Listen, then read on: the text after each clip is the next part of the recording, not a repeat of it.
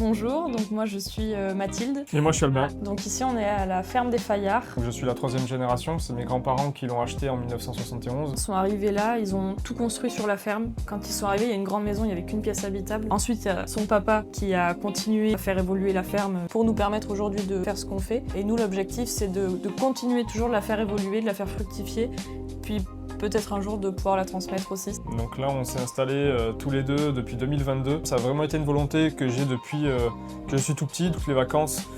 J'ai aidé à mon père à travailler les cultures, à travailler tous les travaux de ferme, en fait, je lui aidais. Je voulais m'installer donc avec lui en évidence, mais je ne savais pas trop dans quoi, puisqu'il fallait apporter quelque chose pour essayer de diversifier, créer un revenu supplémentaire à la ferme. Je voulais faire de la vente directe. La boutique, c'était encore quelque chose d'assez facile à créer.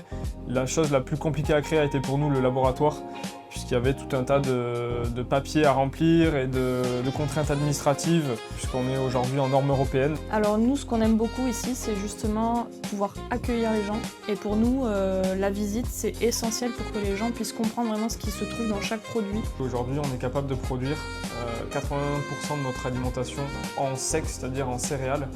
Les 20% complémentaires sont en fait un granulé que l'on apporte pour compléter la richesse énergétique de l'aliment. Rien ne se perd sur l'oie. Première des choses qu'on récupère, c'est vraiment le duvet. Et là, c'est vraiment une vente sur mesure que la société 000 fait. Elle travaille ses doudounes de A à Z à la main avec des couturières dans leurs ateliers et permettent de sortir des doudounes vraiment de qualité pour les alpinistes, les sports un peu extrêmes de haute montagne. C'est assez facile quand c'est quelqu'un qui dit « ouais, moi j'aime la viande, je comprends ». Quand on a une personne qui est végétarienne par conviction, c'est là un gros défi pour nous d'être capable d'expliquer comment on travaille. Ce qu'ils trouvent en supermarché, quand ils voient, nous, la qualité qu'on est capable de leur apporter ou un élevage traditionnel, ils sont surpris. Je pense à des clientes allemandes, elles ont tout vu, l'élevage, elles ont vu le gavage. Ça faisait une vingtaine d'années qu'elles étaient végétariennes. Pas consommé de viande. Elles ont recommencé par une boîte de rillettes, puis un foie gras.